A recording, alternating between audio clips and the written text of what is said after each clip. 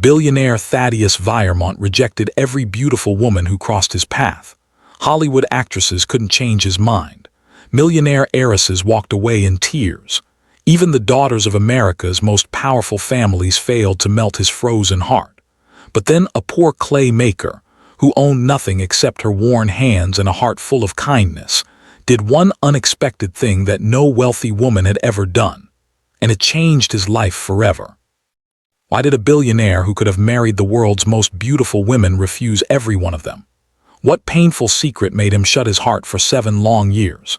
And how could an ordinary clay maker, living in poverty, succeed where every glamorous woman had failed? For 7 years, those questions dominated celebrity magazines, business television shows, podcasts, and social media across America. Some people called Thaddeus Viremont arrogant. Others insisted he secretly hated women. A few even claimed there had to be something wrong with him because no sane man would reject so many breathtakingly beautiful women. None of them knew the truth. The truth was buried beneath 8 years of guilt that refused to die. High above downtown Chicago, the top floor of Viremont Tower overlooked a sea of glittering skyscrapers. The building itself stood as a monument to ambition. It carried the name of the man who had built one of America's fastest-growing green construction empires from almost nothing. At just 36 years old, Thaddeus Viremont possessed a fortune estimated at nearly $12 billion. His company designed eco-friendly skyscrapers, hospitals, bridges, and luxury communities across several states. Financial magazines constantly ranked him among America's youngest self-made billionaires. Politicians sought his support. Investors chased his approval. Fortune favored nearly every decision he made, everything except his personal life. His office reflected the discipline that had made him successful. Every file sat perfectly aligned. Every bookshelf was spotless. The silence inside the room almost felt sacred. Only one object looked strangely out of place. An old silver picture frame rested on the corner of his desk. There was no photograph inside it. Only a blank white sheet. Visitors often assumed it was some expensive minimalist artwork. It wasn't. Years ago, the frame had displayed the smiling face of the only woman who had ever convinced Thaddeus that love could exist without conditions. After losing her, he removed the photograph, but he never found the strength to throw away the frame. Every morning it reminded him that appearances could deceive even the smartest man. His reflection stared back at him through the glass wall overlooking Chicago. His expensive tailored suit, his perfectly groomed appearance, his calm expression. None of those things reflected the storm buried inside him. A soft knock interrupted the silence. His executive assistant, Marceline Quarren, entered carrying a leather tablet. She had worked beside Thaddeus for 6 years and understood one simple rule: never waste his time. "Good afternoon, sir." He didn't turn around. "What is it?" "Your mother called twice." "I figured she would." "Asked if you'll be attending the Viremont Foundation Charity Gala this Saturday." "I already confirmed." Marceline hesitated. She also mentioned. He smiled faintly without humor. "Another introduction." "I'm afraid so." He finally turned toward her. His eyes weren't cold, they were tired. "Told my mother many times." "I know. I'm not looking for a wife." Marceline nodded. "She still believes the right woman simply hasn't met you." A quiet laugh escaped him. "Right woman existed once." Marceline lowered her eyes. She had heard those words only one other time. She never asked questions afterward. She knew better. "Let Mrs. Viremont know you'll attend." "Not the introductions." "Exactly." She quietly left the office. The door clicked shut. Silence returned. Thaddeus walked toward the empty picture frame.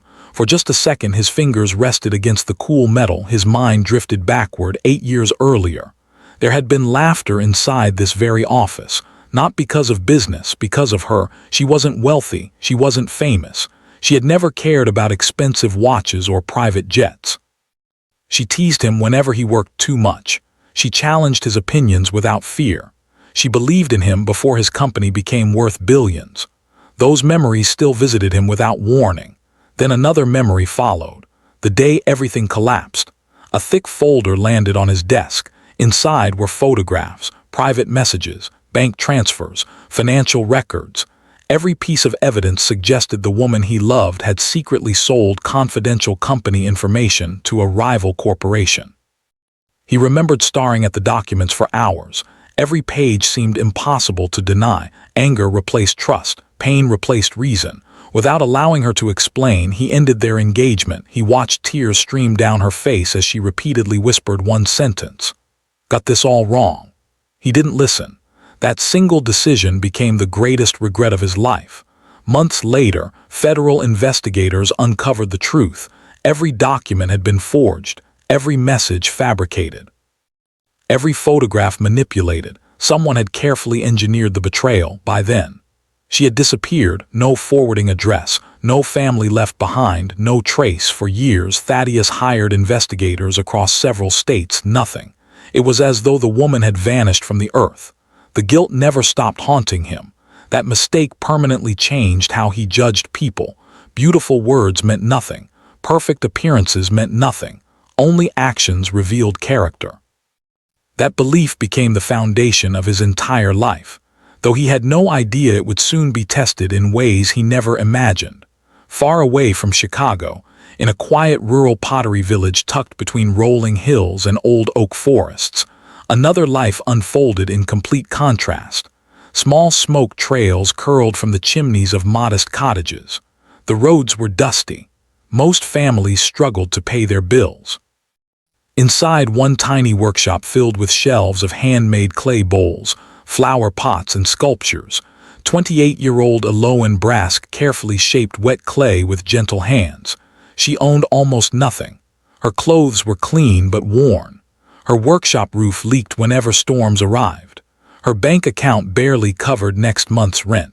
Yet every clay pot she crafted carried extraordinary beauty. Years earlier, after both parents died in a tragic highway accident while delivering handmade pottery to a nearby town, Elowen abandoned her dream of attending art school. Instead, she chose responsibility. She raised her younger twin brothers herself. Every sunrise began with mixing clay.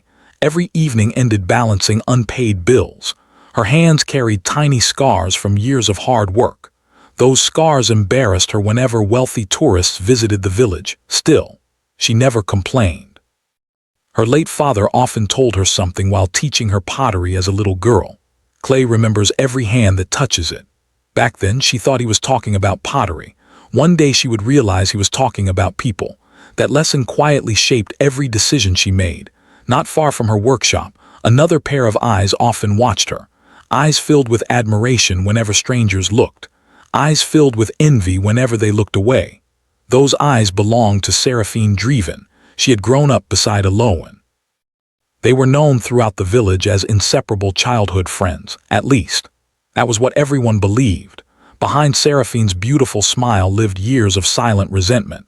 Even as children, Elowen always shared everything she had: food, school supplies, birthday presents, opportunities. Whenever something good happened, she instinctively tried to include Serephine. She believed friendship meant lifting each other. Serephine believed something very different. Every act of kindness felt like pity. Every compliment directed at Elowen felt like an insult to herself. Years earlier, both girls entered a regional youth art competition. Elowen secretly submitted a handmade clay sculpture inspired by her late grandmother. Serephine secretly copied another artist's design, believing nobody would notice. The judges did. Elowen won first place. Serephine was publicly disqualified for plagiarism. As applause echoed around the auditorium, Serephine forced herself to clap while silently blaming Elowen for humiliation she had brought upon herself. That moment planted a seed. It wasn't anger. It was hatred. Patient hatred. The kind that waits years for the perfect opportunity. Neither Elowen nor anyone else realized that one day, that hidden jealousy would become the greatest threat to her happiness. Hundreds of miles away, Thaddeus looked once more at the empty picture frame before quietly whispering to himself, "If love ever finds me again, it won't be because someone is beautiful." He paused. "It will be because they prove who they truly are." He walked away from the desk, unaware that fate had already begun weaving his path toward a poor clay maker whose hands shaped ordinary earth. and whose unexpected act would soon shatter every wall he had built around his heart. Saturday evening transformed the Viremont estate into one of the most glamorous places in America. Luxury cars stretched for nearly half a mile outside the gates. Valets hurried from one vehicle to another, while photographers called out the names of celebrities arriving beneath the glowing lights. Business moguls, governors, award-winning actors, famous athletes, and influential philanthropists gathered beneath the towering marble entrance of the Viremont Foundation's annual charity gala. Inside, crystal chandeliers sparkled like stars above a ballroom filled with wealth beyond imagination. Yet despite all the luxury surrounding him, Thaddeus Viremont looked like the only man who didn't belong.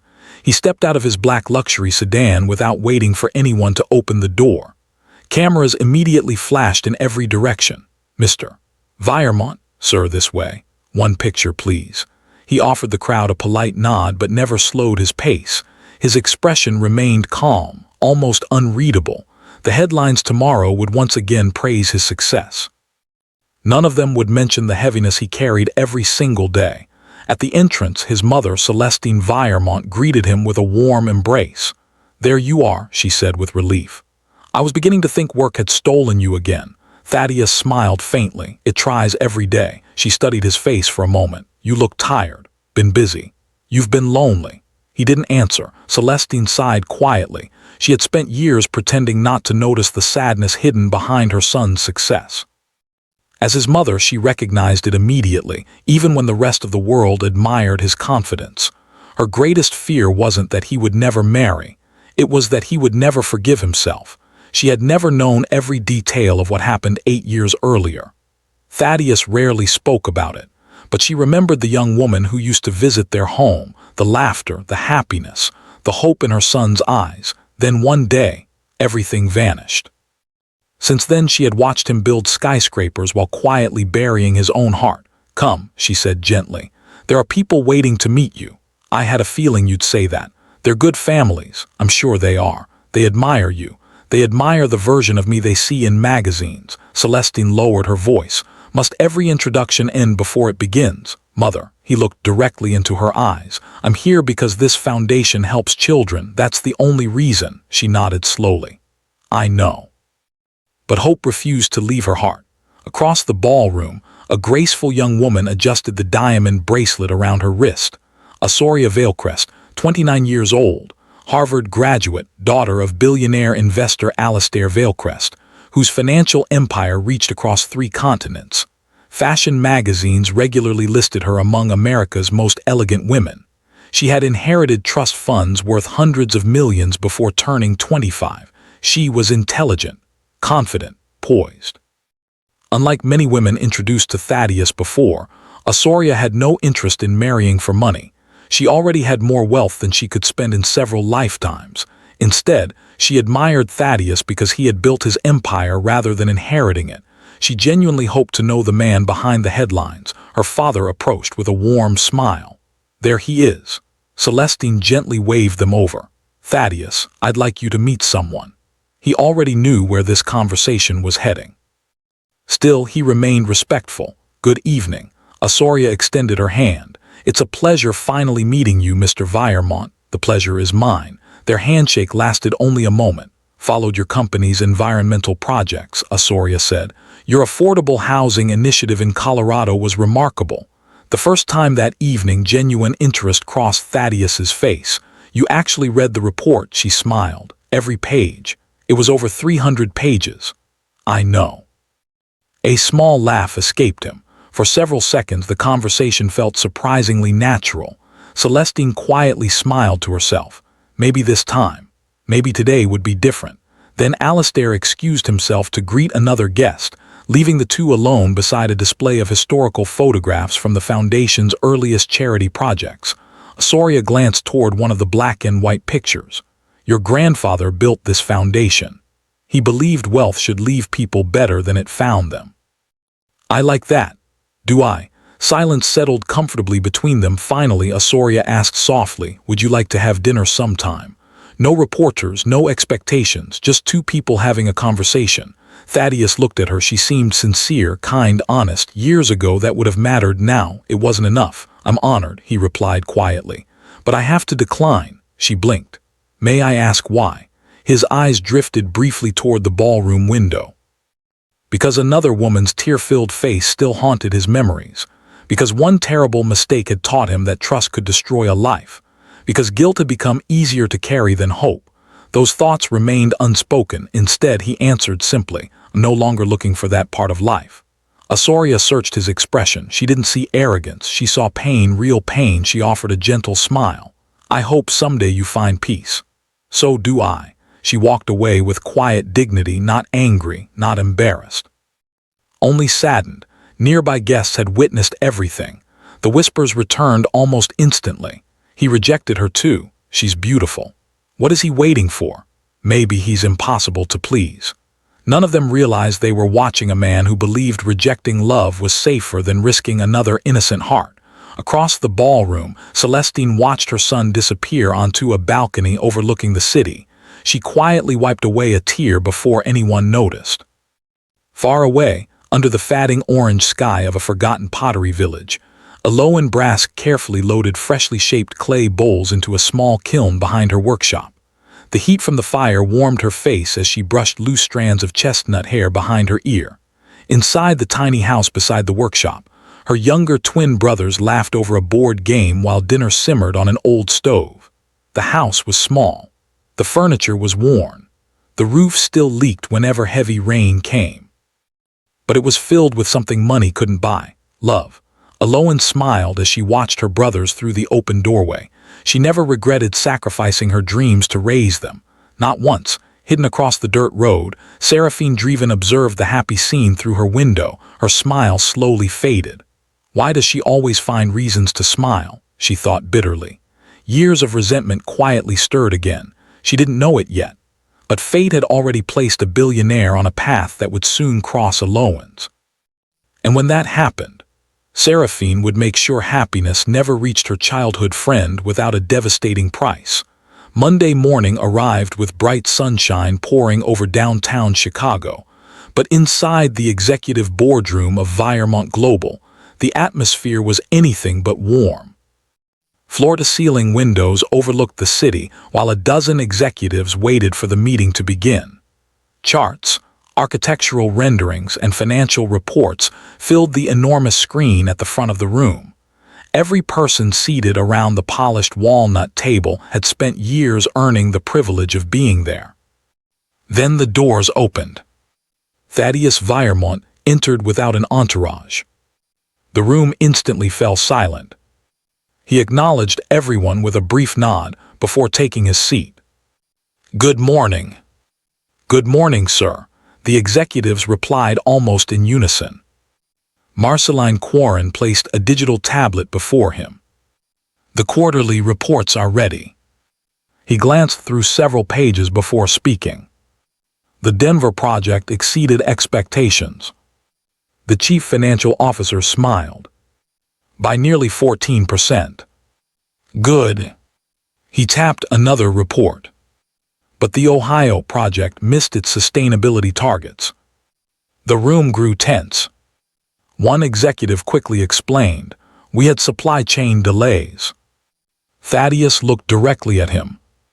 "Delays explain schedules." He paused. "They don't explain lowered standards." Nobody argued. That was one reason employees respected him. He never sacrificed integrity for profit.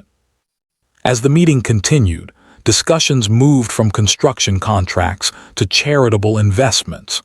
Unlike many billionaires, Thaddeus insisted that a percentage of every major project fund affordable housing, community clinics, and environmental restoration. Investors occasionally complained about the reduced profits, but he never changed his position. Years earlier, someone had once told him that success meant very little if it improved only one person's life. That voice still echoed inside him. He never admitted it aloud, but many of his company's charitable programs existed because of her influence. The woman he had failed. The memory quietly lingered before he pushed it away. Marceline noticed the brief change in his expression, but said nothing. She had learned long ago that some wounds could only be healed by time, or by truth.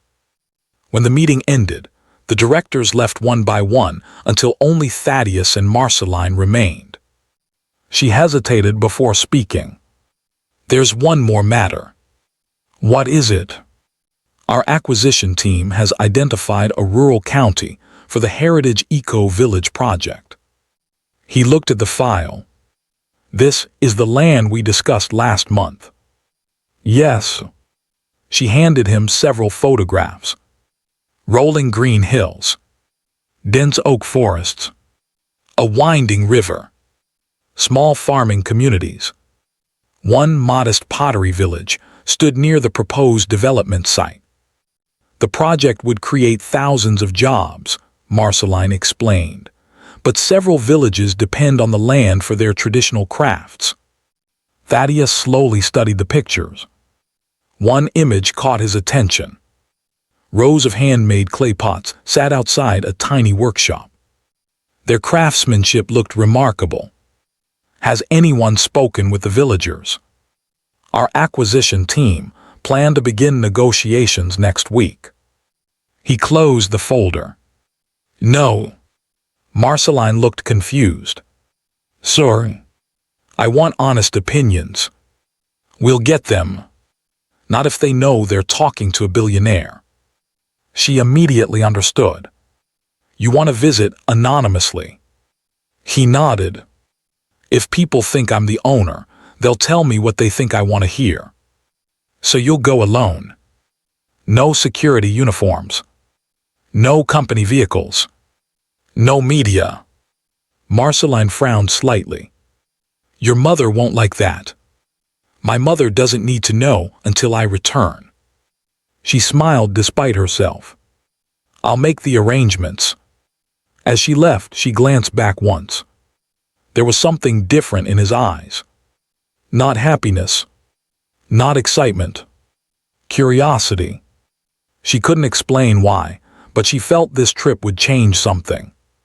Far away, in the quiet pottery village of Ashcroft Hollow, the day had begun long before sunrise. Elowen Brask stood barefoot outside her workshop, mixing clay inside a large wooden trough exactly as her father had taught her years ago. Her sleeves were rolled above her elbows. Fine streaks of reddish clay covered her hands and forearms. The morning air carried the earthy scent of wet soil after irrigation from nearby farms. Inside the workshop, shelves overflowed with bowls, mugs, flower pots, and delicate sculptures waiting to be fired in the kiln. Every piece had been shaped by her hands. Every sale helped feed her younger twin brothers, Rowan and Briar. The boys rushed outside carrying school bags. "You're working already?" Rowan asked. Elowen laughed. "When am I not?" Briar picked up one unfinished clay mug. "I still think these are the best in town." She pretended to gasp. "Only in town. They're the best in the whole country." She smiled. "Now you're definitely trying to get extra pancakes." The three laughed together. For a brief moment, the burdens of life disappeared. As the boys started walking toward school, Elowen called after them. "Don't forget your lunches." "We won't." She watched until they disappeared beyond the old maple trees, lining the dusty road. Only then did she return to work. The quiet rhythm of shaping clay always reminded her of childhood. A memory surfaced naturally.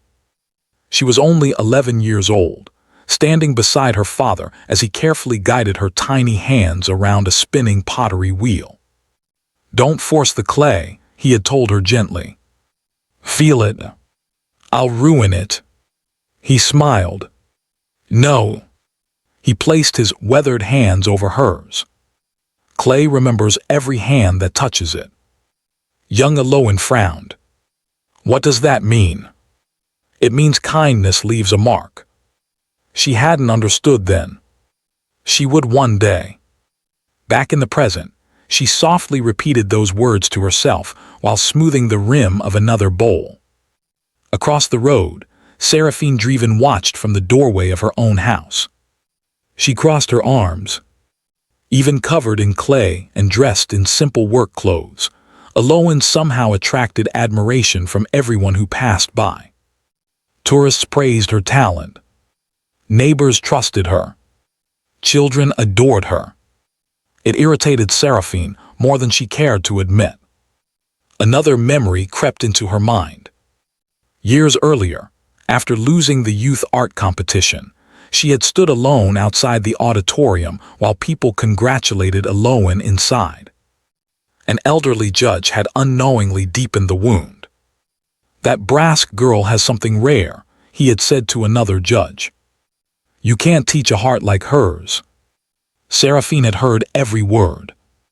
From that day forward, she convinced herself the world rewarded Elowen unfairly. She never accepted responsibility for copying another artist's work. Instead, she blamed the girl who had done nothing wrong. That resentment had quietly matured into something darker, something patient, something dangerous.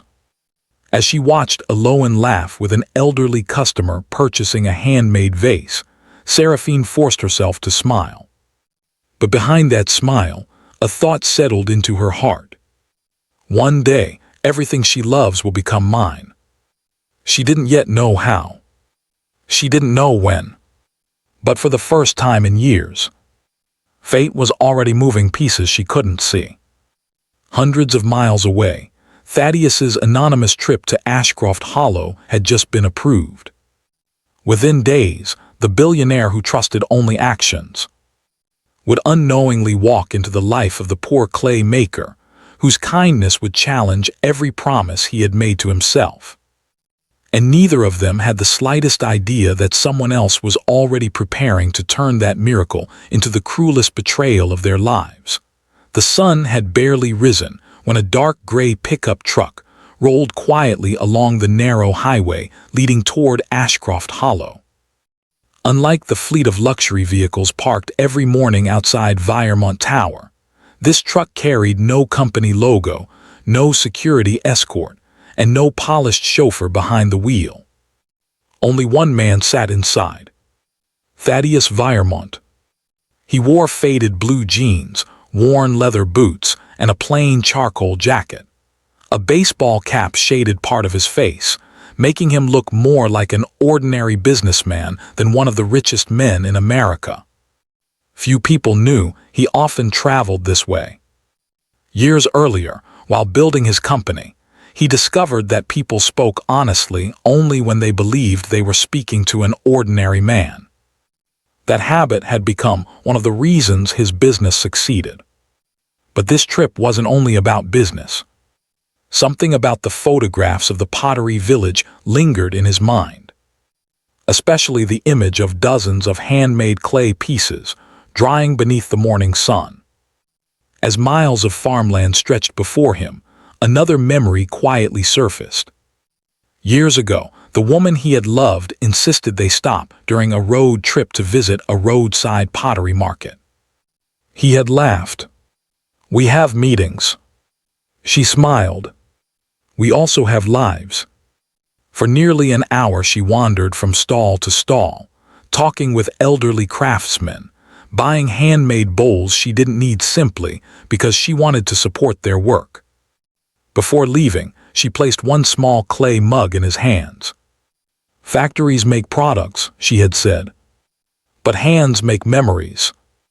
That mug had remained on his office shelf for years, until the day he believed she had betrayed him. In a moment of anger, he shattered it against the floor. Even now, remembering the sound of broken clay made his chest tighten. He tightened his grip on the steering wheel. "I was a fool," he whispered. The words disappeared into the empty truck. Far ahead, a wooden sign welcomed visitors. "Welcome to Ashcroft Hollow, population 1,842. The village looked untouched by time. Small cottages lined dusty roads. Children rode bicycles without worrying about traffic. Elderly neighbors greeted one another from wooden porches. Flower baskets hung beneath old windows. The pace of life felt slower. Peaceful. Thaddeus parked beside a small grocery store and stepped out. No one looked at him twice. For the first time in months, he enjoyed being invisible. He wandered through the village, greeting people with quiet smiles. An elderly farmer tipped his hat. "Morning. Morning." A young mother chased after her laughing toddler. Two mechanics repaired an old pickup truck outside a garage. Everywhere he looked, people seemed connected. Not by wealth, by community. He stopped outside a modest bakery. The smell of fresh bread drifted into the street. An elderly woman behind the counter smiled warmly. "Passing through. For a few days. You looking to buy land?" He nearly smiled. The rumor had already reached the village. "What makes you think that?" She shrugged. "Strangers don't usually come this way unless they're fishing or buying property. I'm mostly looking around." She handed him a warm loaf wrapped in brown paper. "First one's on the house." "I can't accept that." "You can." She winked. "You remind me of my late husband. He always argued over paying." Thaddeus chuckled softly. "Then thank you." As he stepped outside, he noticed several men repairing a broken fence nearby. One of them called out, "If you're headed toward the old pottery road, watch yourself." "Why?" "The bridge washed out last month." Another man added, "Temporary crossings a little rough." "Thanks for the warning." He continued walking. That brief conversation stayed with him. Nobody asked for anything. Nobody recognized him. Nobody treated him differently because of money.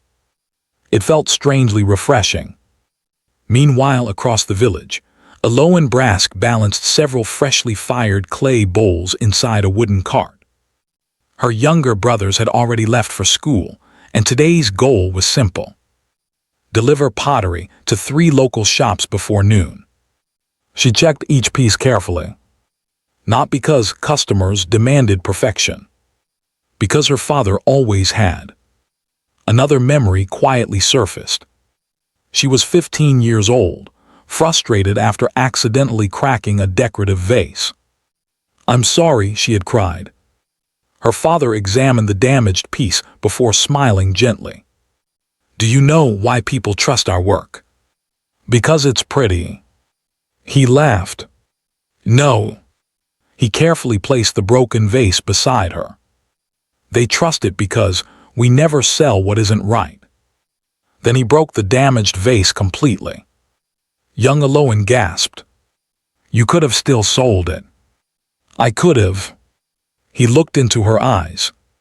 "But every dishonest shortcut steals something you can't replace." "What?" "Your name." That lesson became the foundation of everything she built. Even after his death, every customer knew one thing. If Elowen Brask sold it, it was made with honesty. That reputation would later become painfully important, because someone would soon try to destroy it. As she pulled the cart toward the marketplace, she noticed Serephine waving enthusiastically. "There you are." Elowen smiled. "I was wondering if I'd see you today." Serephine walked over carrying 2 cups of coffee. "I brought your favorite." "You didn't have to." "I wanted to." Elowen accepted the cup gratefully. "Thank you." Serephine's smile looked warm, almost sisterly. Only she knew the truth. She hadn't brought coffee because she cared. She wanted to know how many pottery orders Elowen had received that week. The answer mattered. Because lately, more tourists were buying from Elowen instead of her. Serephine sold decorative crafts too, though hers were mostly imported and repainted by hand. She secretly hated that visitors preferred authentic pottery over flashy decorations. So Serephine asked casually, "Busy week?" Elowen nodded happily. "A little busier than usual." "That's wonderful. It really helps." "I can imagine." Serephine stirred her coffee while hiding the irritation rising inside her. Every success Elowen celebrated felt like another reminder of her own disappointments. Still, she smiled. Years of pretending had made deception effortless. Across the village square, Thaddeus quietly observed local market stalls while pretending to examine handmade baskets. His eyes wandered from one craftsman to another. Then they stopped. Not on a face. On a pair of hands. Hands gently shaping wet clay on an old pottery wheel beneath the shade of a wooden awning. The movements were calm, confident, almost graceful. The woman working hadn't noticed him.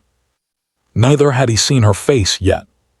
But for reasons he couldn't explain, he found himself walking in that direction. Neither of them knew it. But fate had just shortened the distance between two lives that were about to collide. And hidden only a few yards away, another pair of eyes noticed exactly where the stranger was heading. Serephine slowly followed his gaze. A tiny crease formed between her brows. She had never seen that man before. Something about him felt different. She couldn't explain why.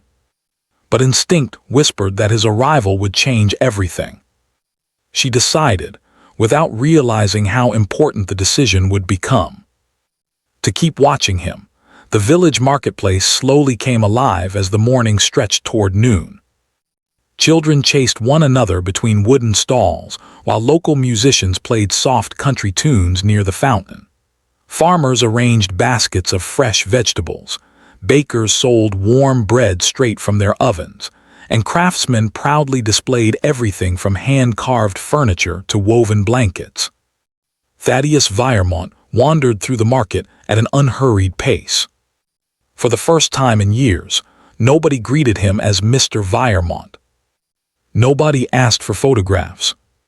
Nobody pitched investment opportunities. Nobody cared how much money he had. It was strangely comforting. He paused beside a booth displaying handmade walking sticks. An elderly craftsman smiled. "Looking for one. Just admiring your work." The old man chuckled. "That's enough to make an old craftsman happy." Thaddeus nodded politely before continuing toward the pottery section of the marketplace. The rhythmic sound reached him before he saw its source. A pottery wheel turned steadily. Wet clay spun between skilled hands. He stopped. Several feet away, a young woman sat completely focused on her work. She hadn't noticed him. Her hands moved with remarkable confidence, gently guiding a shapeless mound of clay into an elegant vase. Every movement looked effortless, almost like a dance she had practiced her entire life. This was Elowen Brask. Morning sunlight filtered through the wooden awning, illuminating the tiny flecks of clay dust on her cheeks. Her clothes were simple. A faded denim apron covered her plain cotton dress. Loose strands of chestnut hair escaped from a careless braid as she leaned closer to perfect the rim of the vase. There was nothing glamorous about her appearance. Yet something about her quiet concentration held Thaddeus's attention far longer than he expected. Without realizing it, he smiled. An elderly customer standing nearby noticed. "You've got a good eye," the man said. Thaddeus looked at him. "I'm sorry." "Her work." The old man nodded toward Elowen. "Best pottery in the county. You know her." "I've watched that girl grow up." The man lowered his voice. "After her parents died, most folks thought she'd leave this place. But she stayed. The man nodded. Raised her little brothers instead. Thaddeus looked back toward Elowen. She was carefully helping a little girl press tiny fingerprints into a lump of clay. "No, sweetheart," Elowen said gently with a smile. "Don't squeeze too hard. Let the clay tell you what it wants to become." The little girl giggled. "Can clay really talk?" "Not with words." "Then how?" Elowen smiled. "It tells you when you're being patient." The child's mother laughed softly. She says that because her father taught her the same thing. A quiet flicker crossed Elowen's face. For just a second. Not sadness. Longing. Then it disappeared. The little girl proudly held up her uneven clay bowl. "It looks funny." "It looks perfect," Elowen replied. "Because you made it." Thaddeus found himself watching the exchange with unexpected interest. No cameras. No publicity. No audience. Just simple kindness. He had spent years attending charity galas, where wealthy donors made generous speeches before photographers. This woman expected nothing. She simply gave. Without realizing it, one of the deepest promises he had made to himself quietly stirred inside him. Watch actions, not appearances. Nearby, hidden behind a stall selling handmade candles, Serephine Draeven watched everything. She noticed something immediately. The stranger wasn't looking at Elowen the way ordinary customers did. He wasn't admiring the pottery. He was studying her asterisk. A cold feeling settled inside Seraphine's stomach. She couldn't explain why. But instinct warned her that this stranger mattered. Years of carefully observing people had sharpened her ability to recognize interest long before anyone else noticed it. She decided not to approach. Not yet. Instead, she quietly memorized his face. Back at the pottery wheel, Elowen finally looked up. Their eyes met. For only a second. She offered the same warm smile she gave every visitor. "Good morning." "Good morning. You've been standing there for a while. I hope I wasn't interrupting."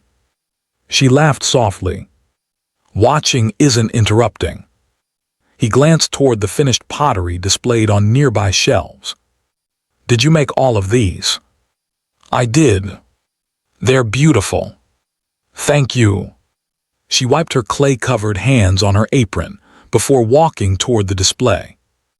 "This one's my favorite." She gently lifted a simple clay mug. Unlike the decorative pieces surrounding it, the mug looked almost plain. Thaddeus examined it. "It's simple." "I know." She smiled. "My father used to say simple things stay with people longer." The words struck him harder than she could possibly know. Without warning, another flashback surfaced. Years ago. That roadside pottery market. The woman he loved handing him a plain clay mug.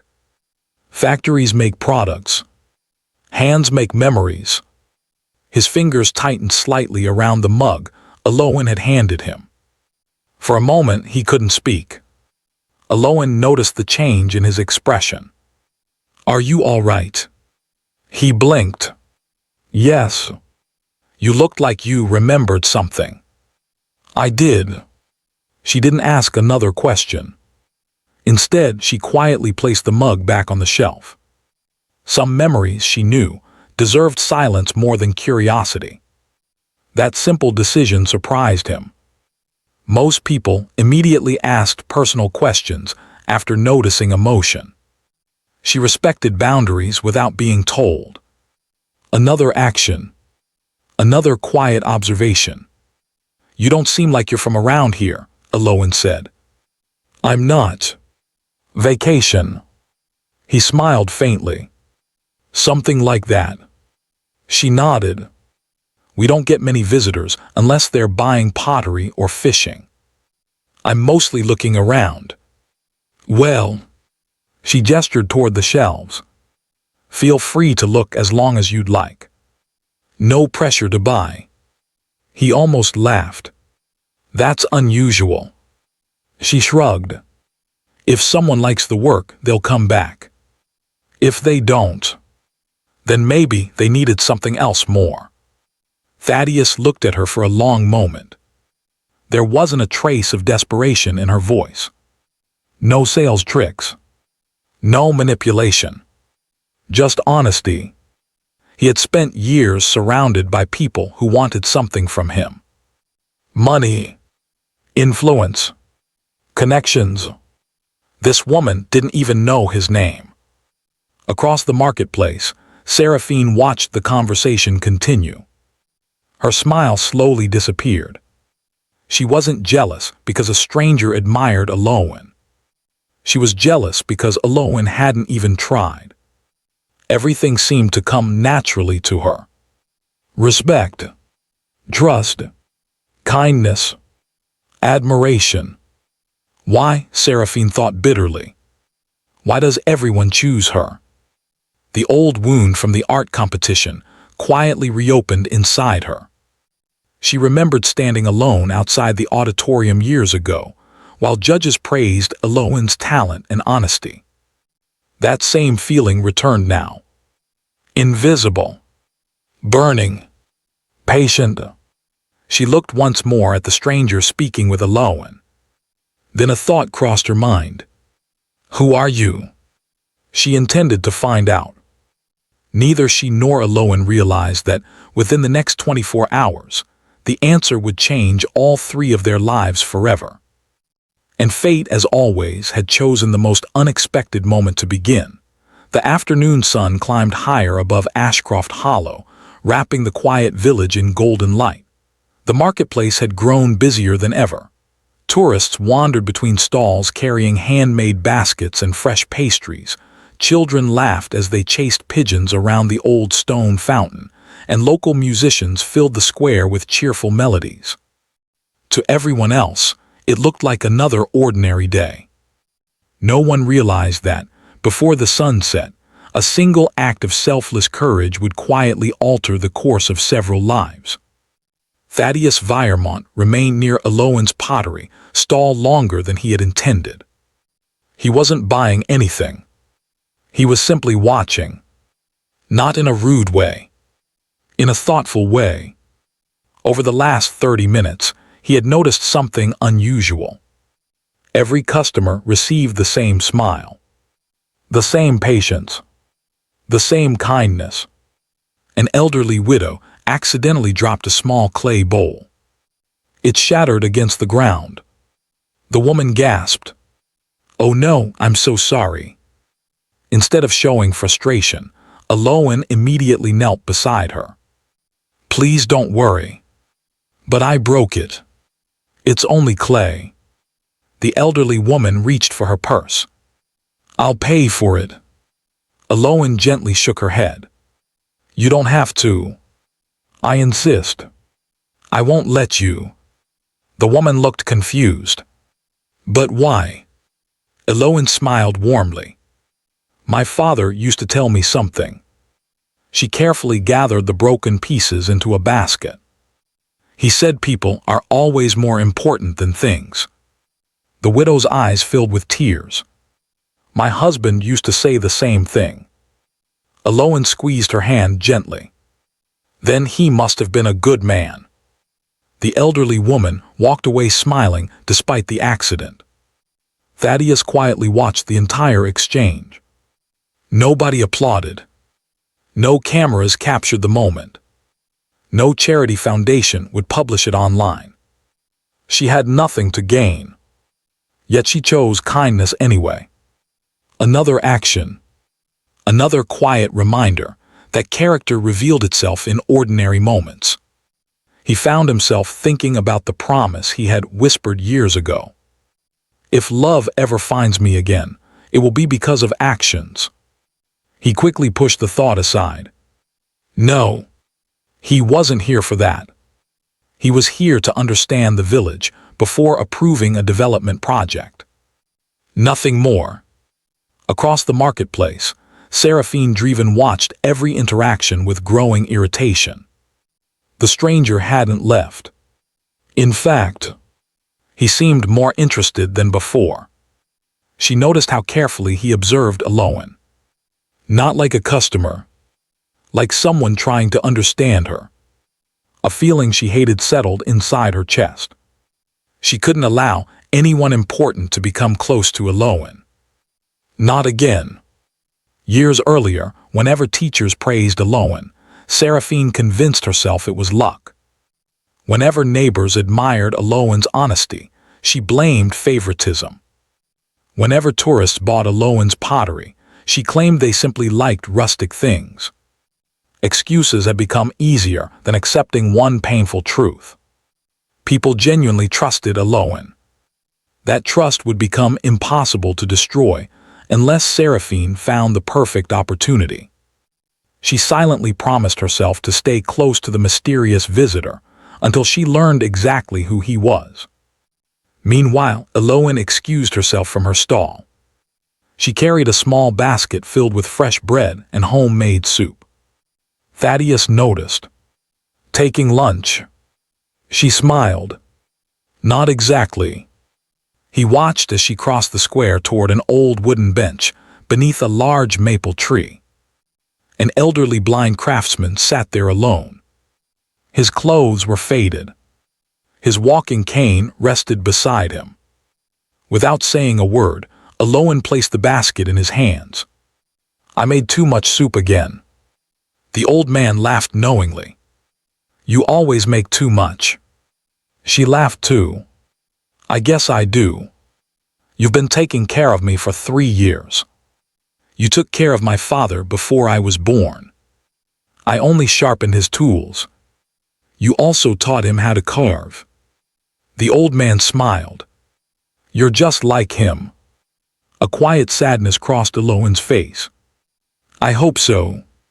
Thaddeus watched from a distance. Again. No audience. No recognition. Just gratitude repaid with kindness. He found himself remembering another afternoon years ago. His former fiancée had quietly paid for a struggling family's groceries without telling anyone. He only learned about it weeks later because the store owner accidentally mentioned it. Back then, he admired her generosity. Later, he believed she had betrayed him. Now he knew she never had. The guilt returned like an old scar, refusing to heal. Before he could gather his thoughts, a loud cracking sound echoed across the marketplace. Everyone turned.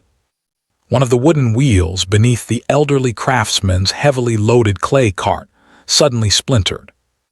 The cart lurched violently. Several large sacks stacked on top shifted toward him. Because of his blindness, he couldn't react in time. People shouted, "Look out!" The old man reached forward helplessly. His walking cane slipped from his hand. The overloaded cart began rolling down the slight slope toward the stone fountain. If it tipped over, the weight could easily crush him. Several bystanders froze. Others instinctively stepped backward. A few tourists pulled out their phones. Someone screamed, "Somebody help him!" For one brief heartbeat. Nobody moved. Then Elowen did. Without thinking about the consequences, she sprinted toward the moving cart. "Mr. Alder." She reached him just as the cart tilted dangerously. Using all her strength, she shoved the old man sideways, forcing both of them onto the dusty ground. The heavy cart missed his legs by inches before crashing into a wooden post. Clay jars exploded across the marketplace. The loud crash echoed through the village. For several terrifying seconds, everything went silent. Thaddeus was already running. He reached them moments later. "Are you hurt?" Elowen ignored the blood slowly trickling from a scrape on her forearm. "I'm fine." She immediately turned toward the old craftsman. "Can you move your hand?" The elderly man grimaced. My wrist. She gently examined it. Years ago, after her father broke his wrist during a pottery delivery, the village doctor had taught young Elowen how to stabilize an injured limb until proper treatment arrived. That memory flashed through her mind now. Without hesitation, she looked toward the shattered remains of her own pottery display nearby. Dozens of freshly finished clay pieces lay broken across the ground. Months of careful work. Months of income. Destroyed. She didn't even glance at them. Instead, she grabbed several pieces of soft, unfired clay from a nearby work bucket, quickly shaped them into a supportive brace exactly as the village doctor had once shown her, wrapped it carefully with clean cloth torn from her own apron, and gently secured the old man's injured wrist. Her movements were calm, precise, confident. Thaddeus stared in disbelief. No panic. No hesitation. Only compassion. The village doctor hurried over moments later. After carefully examining the injury, he looked at Elowen with surprise. You stabilized it perfectly. He turned toward the crowd. If she hadn't done this immediately, the fracture could have shifted much worse before I arrived. Several villagers sighed with relief. Only then did Elowen, finally, notice the broken remains of her pottery scattered across the ground. Her smile faded. Nearly every finished piece she had spent weeks preparing for the upcoming county fair was gone. The realization quietly settled over her. That pottery wasn't simply art. It represented rent, food, school supplies for her brothers, winter heating bills. She closed her eyes briefly. Then she took a slow breath. It's all right, she whispered to herself. We're all safe. Standing only a few feet away, Thaddeus looked at the shattered pottery. Then back at the woman who had sacrificed everything she had worked for without a second thought. In that moment, for the first time in 7 years, the walls around his heart developed their very first crack. The marketplace remained eerily quiet for several long moments after the accident. Broken clay pots lay scattered across the dusty ground like fragments of forgotten dreams. The cheerful conversations that had filled the square only minutes earlier had disappeared. Instead, dozens of people stared at Elowen. Some with admiration, others with disbelief. The elderly craftsman, Gideon Alder, slowly opened his eyes as the village doctor finished examining his wrist. The doctor carefully adjusted the clay brace Elowen had molded around the injured arm before looking toward the crowd. I've treated broken bones for almost 30 years, he announced. What this young woman did bought Mr. Alder valuable time. She remembered exactly how to stabilize the injury before I arrived. The crowd erupted into relieved applause. Gideon's trembling hand searched for Elowen's. My child. She gently took it. You saved me. You've spent your whole life teaching this village, she replied softly. Today it was my turn to help. Tears slipped down the old man's weathered face. You sound just like your father. Those words struck Elowen's heart harder than anyone realized. For a brief moment, the bustling marketplace faded away. A flashback quietly carried her back nearly 15 years. She was 13 years old, sitting beside her father, Kedrick Brask in the family's small pottery workshop. The shelves were nearly empty because business had been slow that month. Young Elowen frowned as she watched him pack 3 large bowls into a wooden crate. But we need to sell those. Edric smiled while tying the crate shut. We do. Then why are you taking them to Mr. Alder? Because his kiln broke. But he can't pay. Her father gently rested a clay-covered hand on her shoulder. Kindness isn't an investment. She looked confused. What is it then? It's a seed. He smiled warmly. You plant it without demanding fruit. Young Elowen never forgot those words. Standing in the marketplace now, she realized she had simply lived the lesson her father had planted years ago. The memory faded. Reality returned. She looked down at the shattered remains of her pottery. Nearly every piece she had spent weeks preparing for the county fair had been destroyed. A heavy silence settled over her. She slowly knelt beside the broken fragments. Her fingers brushed across a cracked decorative vase. She recognized it instantly. That vase had taken nearly 4 days to finish. Another sculpture had required almost a full week. A complete dinnerware set she'd hoped would finally help pay the overdue roof repairs now lay in dozens of useless pieces. For the first time since the accident, the weight of the loss reached her. Not because she regretted saving Gideon. Never that. Because reality had consequences. Winter was only a few months away. Her brothers needed new school shoes. The leaking roof still hadn't been repaired. She quietly closed her eyes. We'll figure something out. It wasn't confidence. It was determination. Standing several feet away, Thaddeus watched every expression cross her face. He noticed something remarkable. She never once looked angry. She never blamed Gideon. She never complained.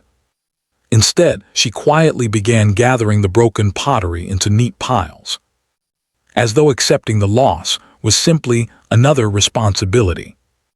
That small detail struck him deeply. Years ago, after believing the lies about the woman he loved, he had spent months blaming everyone except himself. This woman accepted hardship without bitterness. Another action. Another quiet truth. Nearby, several tourists who had recorded the accident approached. One young man awkwardly scratched his head. I'm sorry we didn't help faster. Another lowered her phone in embarrassment. I thought somebody else would. Elowen smiled kindly. The important thing is Mr. Alder is all right. None of them could meet her eyes. Shame settled heavily over the group. Thaddeus noticed that too. She had every reason to criticize them. Instead, she spared them additional guilt. Again, character revealed itself. Not through speeches, through choices. The village doctor finished securing Gideon's arm before turning toward Elowen. You'll need another 6 weeks to replace everything you lost. She looked at the broken pottery. Probably. I'm sorry. So am I. But I'd do it again. The doctor smiled sadly. I know. Across the square, Serephine Draeven stood motionless. Outwardly, she appeared concerned. Inside, something much darker unfolded.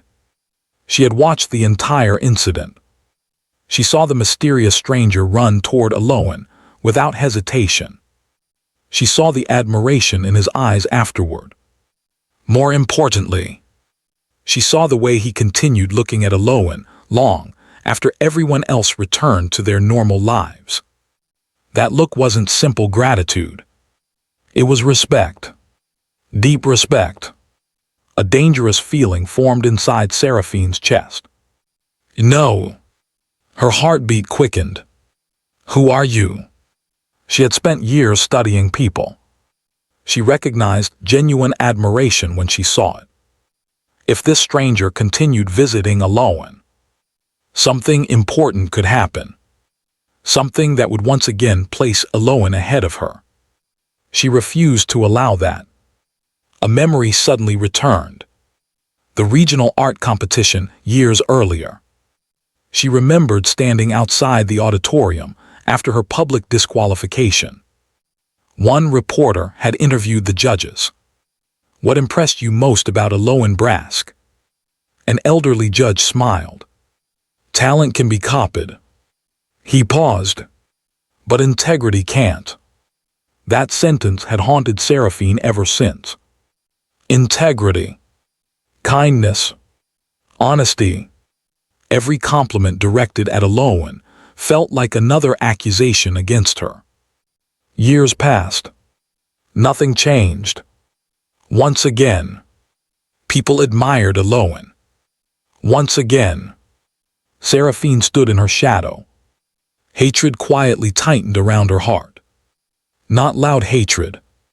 Patient hatred. The most dangerous kind. Meanwhile, Thaddeus slowly walked toward Elowen.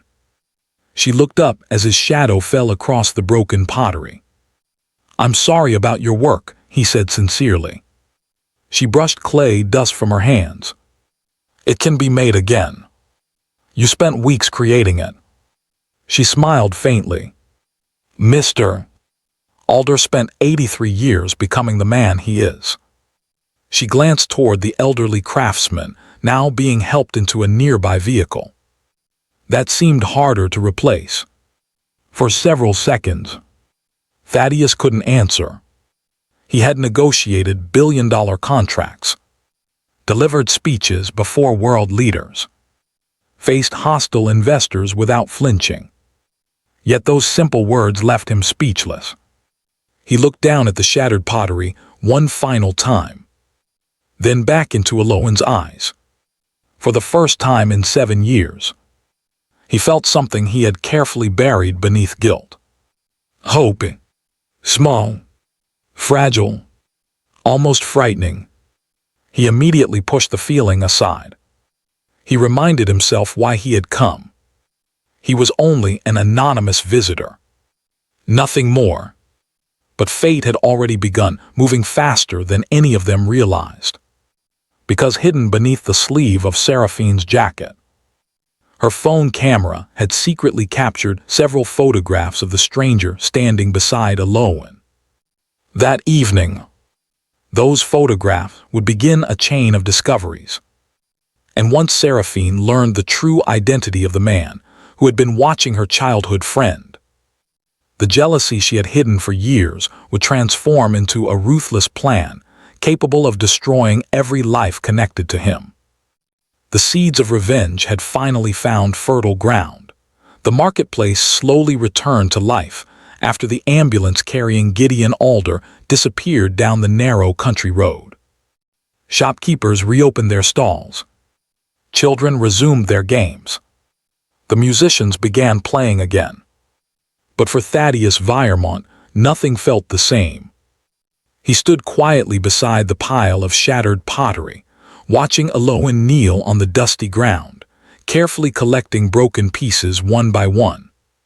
She treated every fragment with the same care she had shown while creating them. Not because they could be repaired, because they had once meant something. A little boy, no older than 8, approached her cautiously. "Miss Elowen." She looked up with a gentle smile. "Yes, I saved this." He held out a small clay bird that had somehow survived the accident. Its wing was chipped, but the tiny sculpture remained mostly intact. "I found it under the table." Elowen accepted it as though it were priceless. "You rescued him."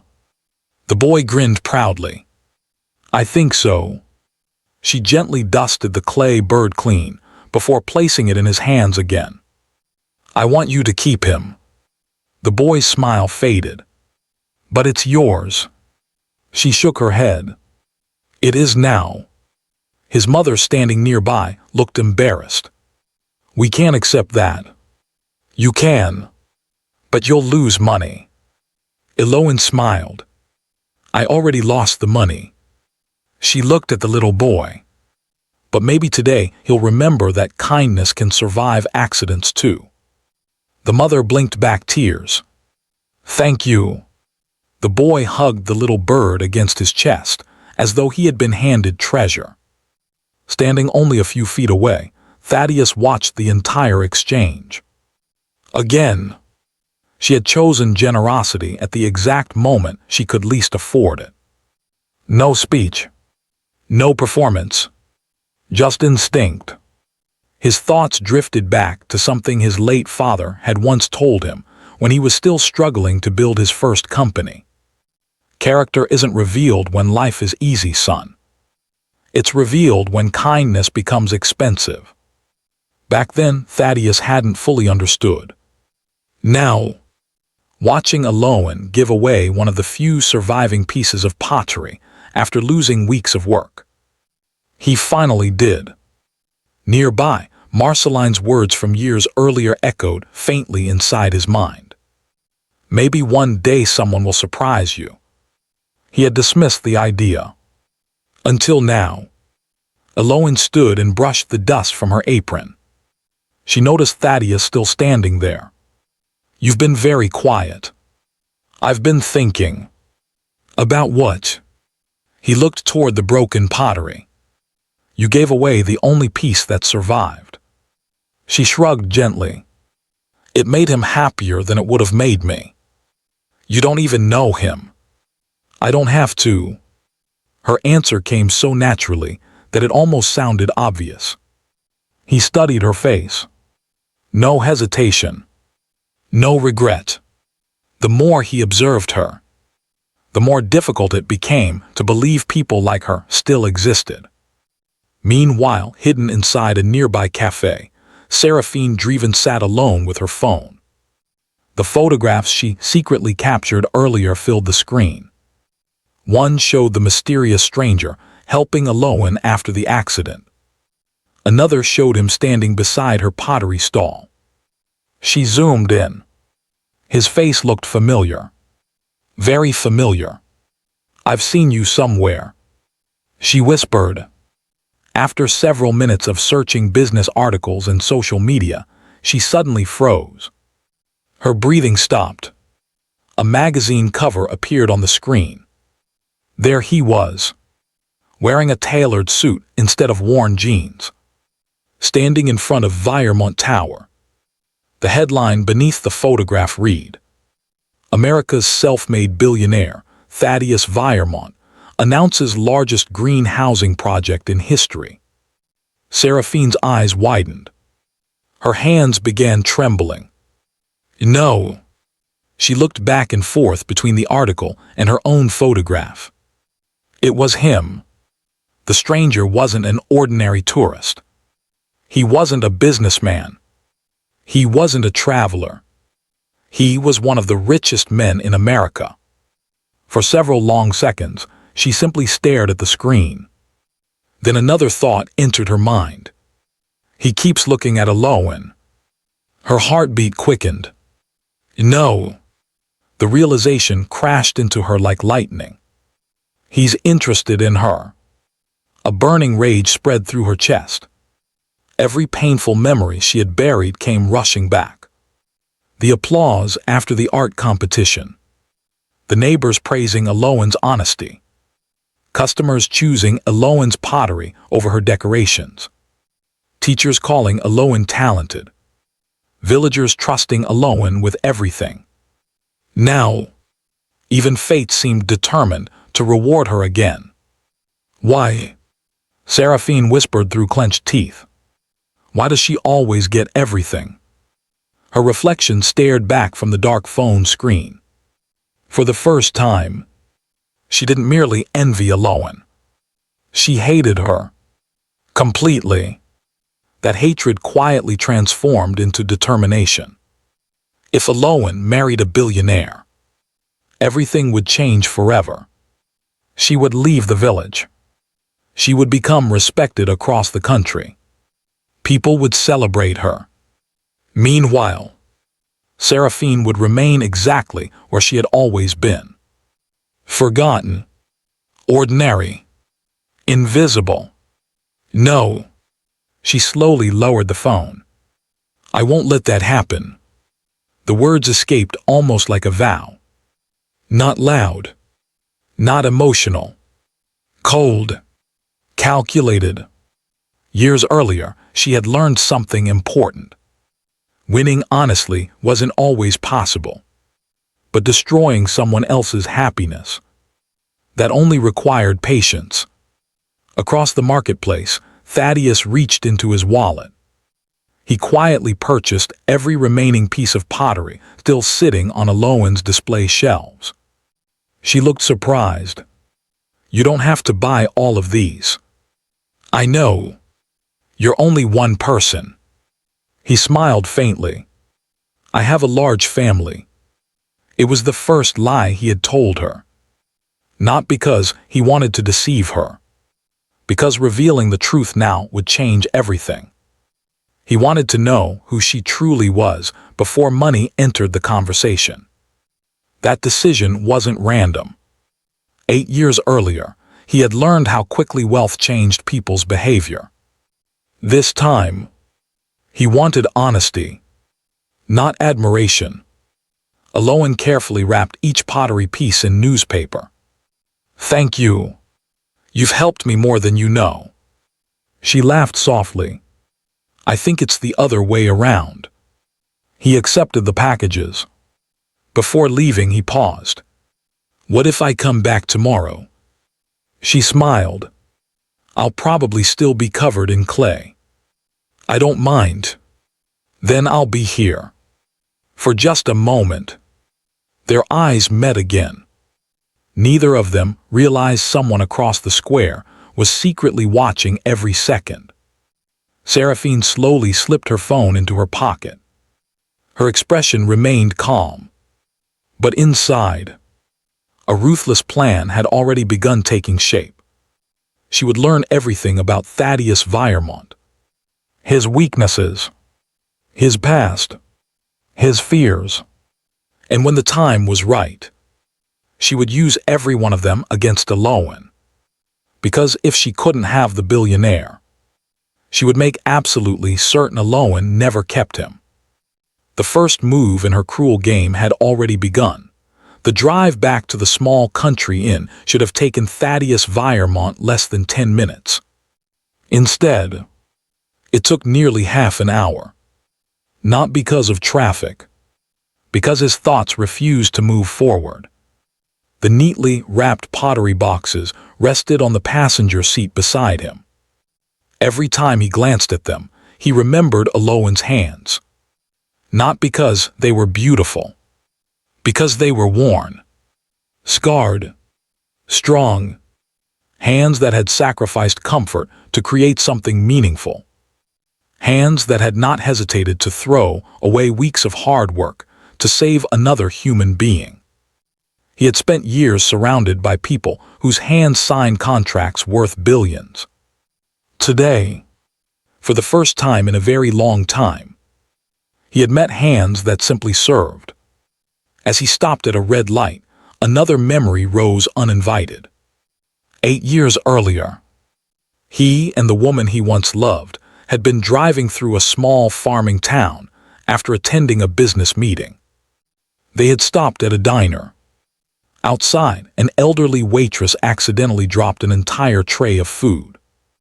Customers laughed. Some complained loudly. Without saying a word, the young woman beside him quietly helped the waitress clean the floor before paying for every damaged meal. Later, when he asked why she had done it, she smiled and said, "Everyone deserves someone who chooses compassion before convenience." At the time, he thought he would hear those words for the rest of his life. Instead, he spent years believing she had betrayed him. The guilt tightened around his chest. "I should have listened," he whispered into the empty truck. The traffic light turned green. He drove on. That evening, the quiet country inn overlooked a peaceful lake reflecting the orange colors of sunset. Unlike the luxury hotels where he usually stayed, this place had only 12 rooms, a wooden porch, and an elderly couple who treated every guest like family. The owner, Harland Mercer ***, greeted him warmly. "Back already?" Thaddeus smiled. "It was a busy day. I heard about what happened in the market." "You heard already?" Harland laughed. In a small town, news travels faster than the wind. He leaned against the reception desk. They're saying Miss Brask saved old Gideon. She did. Doesn't surprise me. Thaddeus looked at him with curiosity. You know her well. Harland nodded. I've known her since she was a little girl. What kind of person is she? Harland chuckled. That's a funny question. Why? Because everyone here gives you the same answer. And what's that? The old innkeeper smiled. If Elowen Brask tells you the sky is blue. He paused. You don't need to look up. Thaddeus remained silent. Harland continued.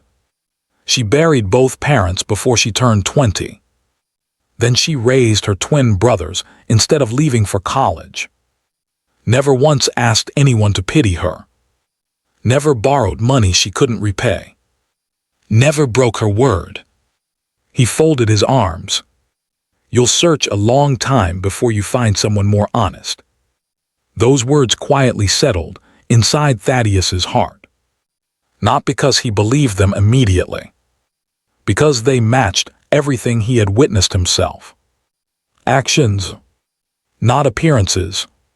Again, several miles away, darkness settled over Ashcroft Hollow. Inside the Brask home, the smell of chicken stew filled the small kitchen. Rowan and Briar eagerly set the table while Elowen stirred the pot.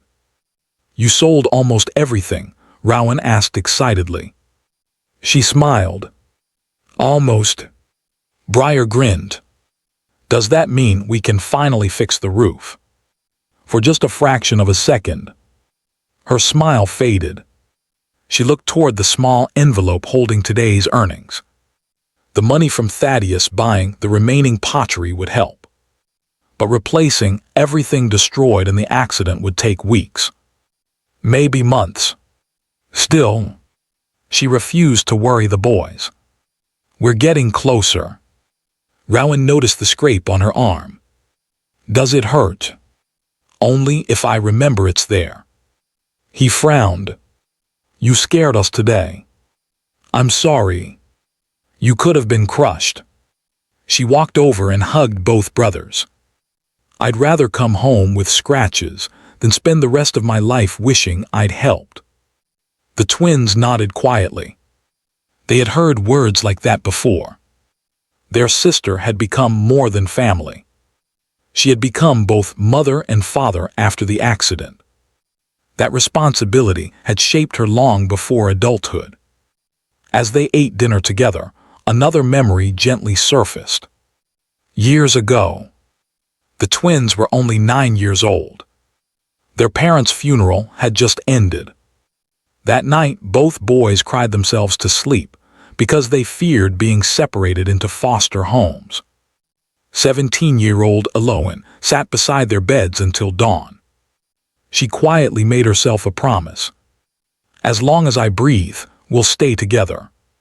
She never broke that promise. Not once.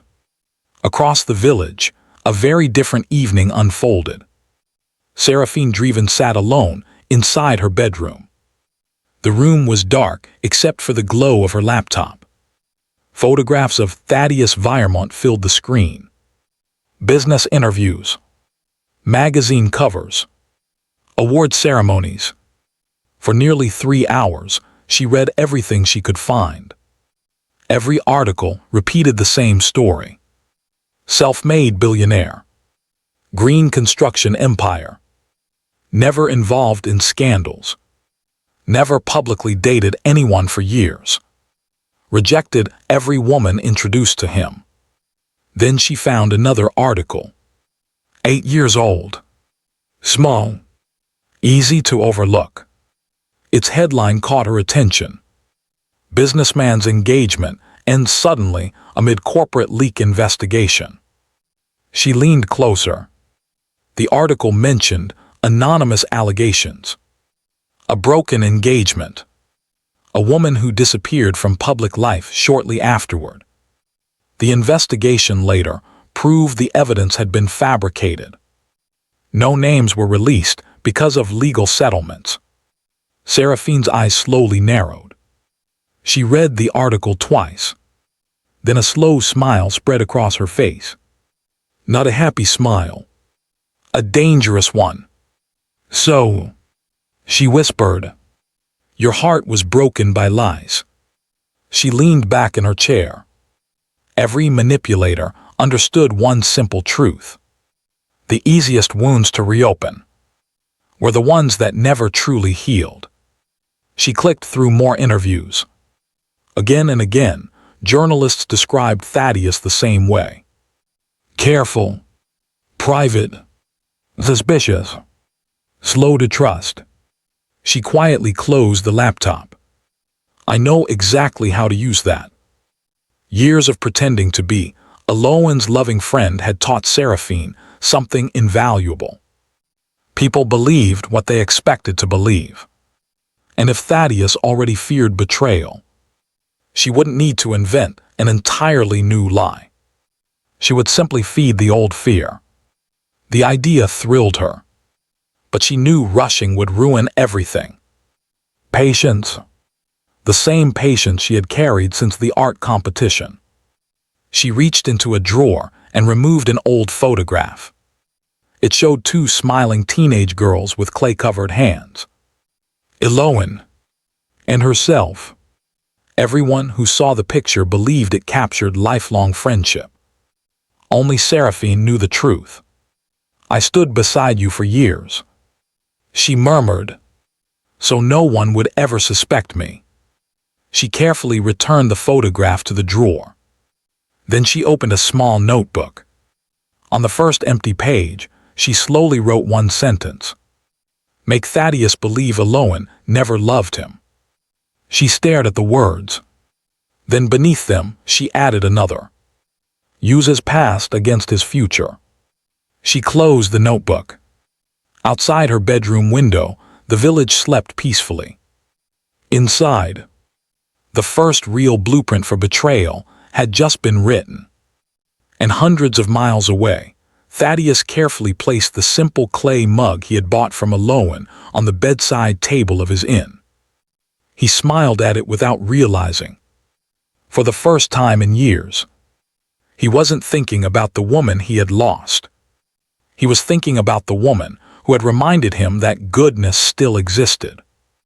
Neither of them knew it, but someone else had already decided that happiness would not be allowed to survive. The first rays of sunlight crept over Ashcroft Hollow, bathing the quiet village in warm shades of gold.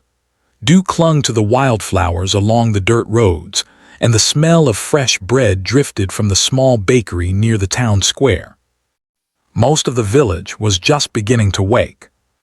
Elowen Brask had already been working for nearly 2 hours. Inside her workshop, she stood over a large wooden trough, rhythmically kneading fresh clay. The accident the previous day had destroyed nearly everything she had prepared for the upcoming county fair, leaving her with weeks of work to replace. She paused only long enough to wipe the sweat from her forehead before placing another lump of clay onto the pottery wheel. The wheel began to spin.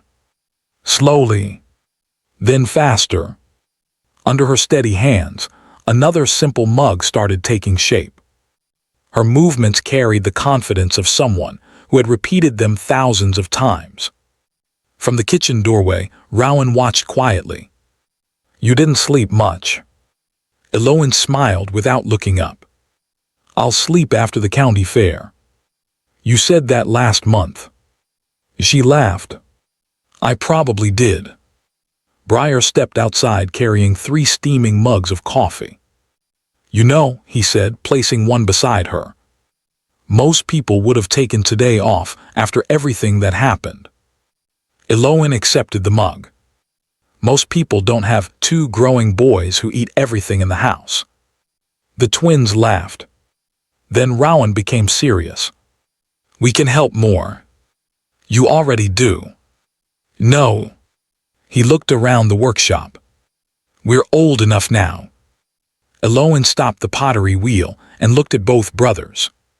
For a brief moment, another memory surfaced. Years ago, shortly after their parents died, Rowan had tried secretly selling newspapers before school because he thought it would help pay the bills. He had been only 10 years old. When Elowen discovered what he was doing, she hugged him tightly and cried harder than she had at their parents' funeral. Not because he had done something wrong, because she realized how quickly childhood had been stolen from him. Since that day, she had quietly promised herself something else. As long as I'm able to stand, they'll still get to be children. That promise guided every exhausting day of her life. She smiled warmly now. You two have school. But no arguments. Briar sighed dramatically. We never win. Correct. They laughed again before grabbing their backpacks. As they reached the door, Rowan turned back. We're proud of you. Elowen froze for a second, then smiled. I'm proud of you too. The boys disappeared down the dusty road. She watched until they vanished from sight. Only then did she return to work. Several miles away, Thaddeus Viremont stood on the porch of the country inn with a cup of black coffee in his hand. His eyes rested on the small clay mug he had purchased from Elowen. It now sat on the wooden railing beside him. Simple, unpainted, unpretentious. He found himself picking it up repeatedly. Harlan Mercer stepped onto the porch carrying fresh newspapers. You like that mug? Thaddeus smiled faintly. I do. Funny thing. What? Almost everyone who buys pottery from Elowen comes back. For more. Harlan nodded. Not because it lasts longer. Then why? The old innkeeper looked toward the lake.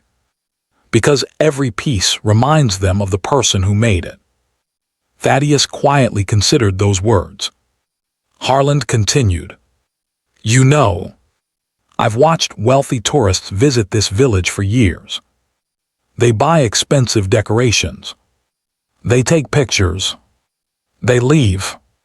He pointed toward the mug. But the people who buy one of Elowen's pieces usually remember the conversation more than the pottery. Thaddeus lowered his eyes. That was exactly what had happened to him. He remembered every word she had spoken. People are more important than things. Maybe they needed something else more. I'd do it again. None of those sentences sounded rehearsed. They simply reflected who she was. Harlan interrupted his thoughts. Going back to the market. I think so. The old man grinned knowingly. I figured. Across town, Serephine Draeven sat inside a small internet cafe. Her laptop displayed page after page of information about Viremont Global. She wasn't searching out of curiosity anymore. She was gathering weapons. One article mentioned that Thaddeus often visited potential project locations anonymously before purchasing land. Another described how he trusted actions more than promises. Another interview quoted one of his former executives. Mr. Viremont never makes emotional decisions anymore. Serephine smirked. We'll see about that. She opened a fresh notebook page. Under yesterday's notes, she added more observations. He hides his identity. He watches people before trusting them. He fears betrayal. He believes actions more than words. She tapped the pen thoughtfully. Then I won't attack with words. She smiled. I'll create actions. The idea settled into place with frightening clarity. If she could manufacture believable evidence. Evidence that appeared to come from Elowen herself. Thaddeus's old wound would reopen exactly as it had 8 years earlier. She remembered seeing Elowen leave her phone unattended countless times while helping customers. She knew her handwriting. She knew her habits. She even knew where spare workshop keys were hidden because Elowen trusted her completely. Those tiny details, planted naturally throughout years of friendship, suddenly became powerful tools. The realization sent a chill of excitement through her. She wasn't improvising. She had unknowingly been collecting pieces of the puzzle for years. Now, she only needed the right moment to assemble them. Late that morning, Thaddeus returned to the marketplace. This time, Elowen noticed him almost immediately. "You came back. I said I would." She smiled. "You did." He glanced around the workshop. "I hope I'm not interrupting. You'll have to work pretty hard to interrupt Clay." He laughed softly. That surprised even him. It had been a long time since laughter came naturally. She gestured toward an empty stool. "You can sit if you want. I don't know anything about pottery." "You don't have to." He sat. For several minutes, neither of them spoke.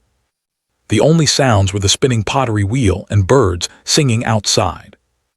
Oddly, the silence wasn't uncomfortable. It felt peaceful. Finally, Thaddeus asked, "Who taught you?" "My father."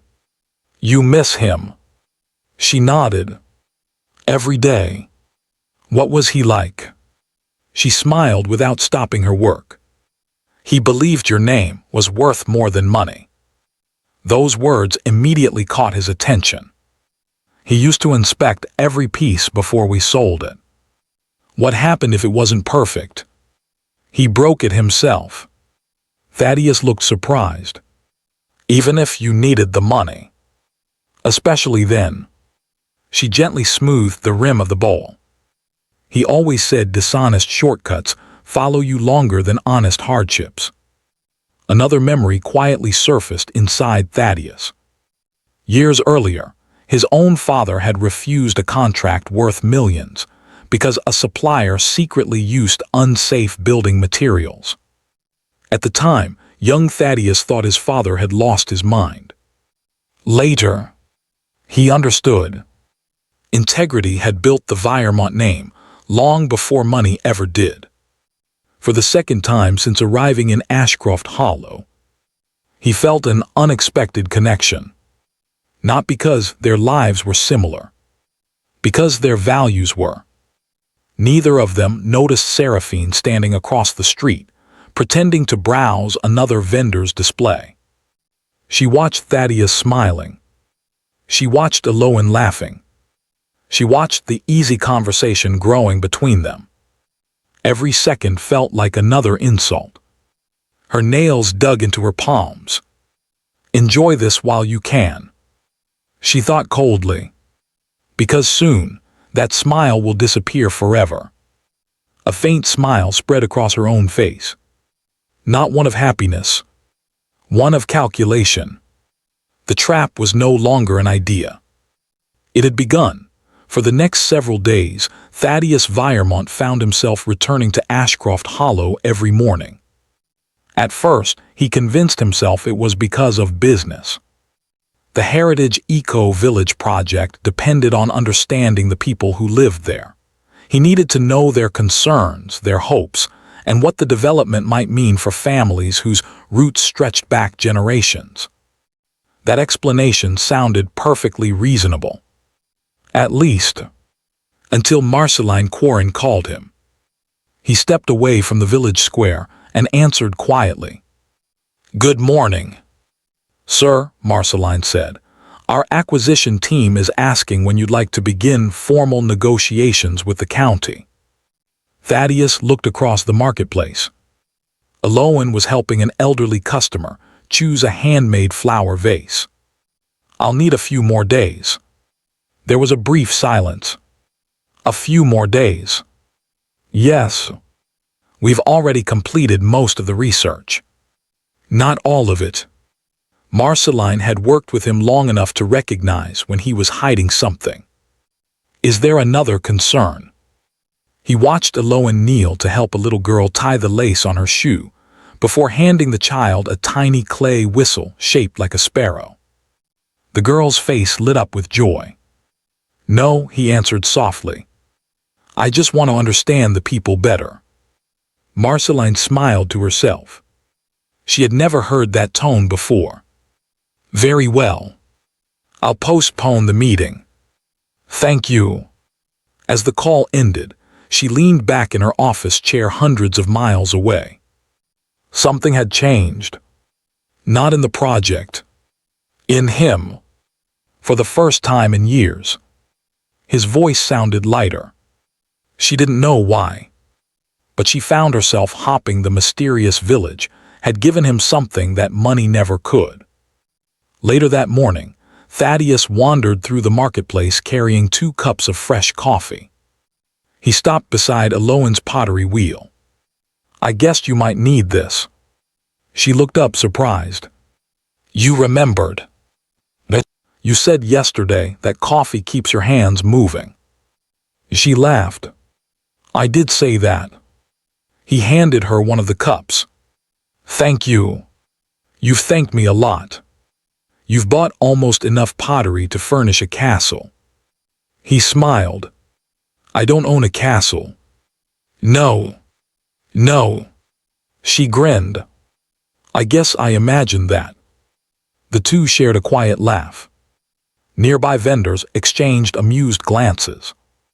No one knew the stranger's real identity, but everyone had begun noticing the same thing. He always found a reason to visit Elowen's stall.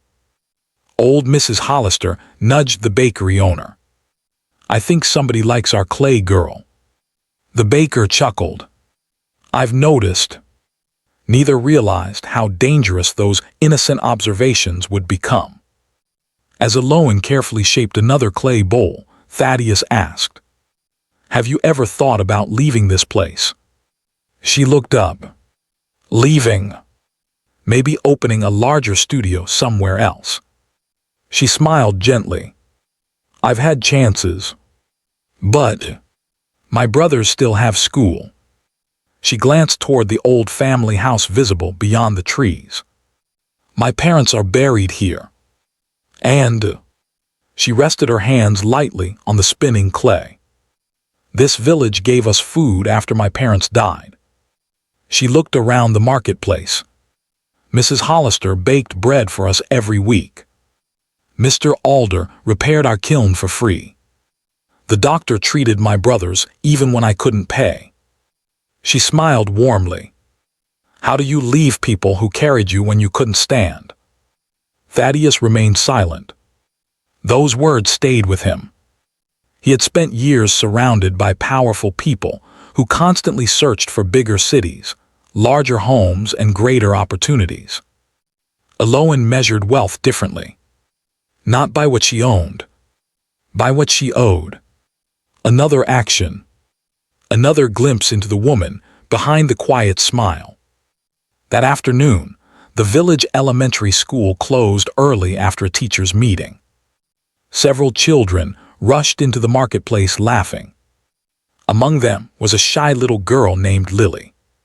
She tripped while running across the uneven road, scraping her knee badly against the gravel. Tears immediately filled her eyes. Before anyone else reacted, Elowen hurried over. "Oh, sweetheart." Lily cried into her shoulder. "It hurts." "I know." She carefully cleaned the scrape using water from her pottery bucket before opening a small first aid kit she always kept beneath her work table. Thaddeus noticed it immediately. "You keep medical supplies here." She nodded while gently placing a bandage over the girl's knee. "My father always did." "Why?" "He believed someone eventually gets hurt wherever people gather." She smiled at Lily. "There." The little girl sniffled. "Am I brave?" "The bravest." Lily wrapped her tiny arms around Elowen before running back toward her friends. Thaddeus couldn't stop smiling. "Do you always carry bandages?" She shrugged. "They're cheaper than regret." He quietly repeated those words in his mind. Cheaper than regret. 8 years ago. If only he had carried that same philosophy. If only he had chosen patience before judgment. If only he had listened, instead of believing forged evidence. Regret had cost him far more than bandages ever could. Across the square, hidden behind a display of handmade quilts, Serephine watched every interaction. Every laugh between Thaddeus and Elowen tightened the knot inside her chest. She had spent nearly a week studying Thaddeus's past. Now she understood something important. He wasn't falling because Elowen was beautiful. He was falling because she reminded him of the woman he had once lost. That realization changed everything. If Elowen represented healing, then Serephine knew exactly how to become the wound. She quietly walked back toward her house. Inside her bedroom, she unlocked an old wooden chest. Hidden beneath folded blankets lay several childhood notebooks. School assignments, birthday cards, letters. Most belonged to Elowen. Years ago, Elowen often asked Serephine to keep important papers safe whenever rain leaked through the roof of the Brask home. She trusted her completely. Serephine carefully removed one handwritten recipe card. Then another. Then an old birthday letter. She compared every curve of every letter, every signature, every habit. She wasn't learning Elowen's handwriting. She had learned it years ago. She was refreshing her memory. A cold smile crossed her face. Close enough, she whispered. Very soon. She opened another drawer. Inside lay an old spare key to Elowen's workshop. The key had remained there for years. Elowen had forgotten it even existed. Serephine hadn't. Years earlier, when Elowen's roof leaked badly, she had hidden a backup key inside a small clay flower pot behind the workshop so neighbors could feed the chickens if she ever became stranded during winter storms.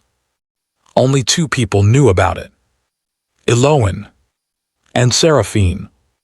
That tiny detail, planted naturally years before for a completely innocent reason, had become the perfect piece of foreshadowing for what was about to happen. Serephine slipped the key into her pocket. Not tonight. Not yet. The perfect trap required perfect timing. She intended to make every lie appear like undeniable truth. Back in the marketplace, the afternoon sun slowly began sinking behind the hills. Thaddeus stood beside Elowen's stall longer than usual. Finally he spoke. I'll probably leave in a couple of days. She nodded gently. I figured. I still haven't thanked you. You already have. No. He looked toward the village. You reminded me that good people still exist. Elowen looked genuinely puzzled. I don't think I did anything special. That's exactly what makes it special. For a brief moment, neither of them spoke. The silence felt different now. Warmer.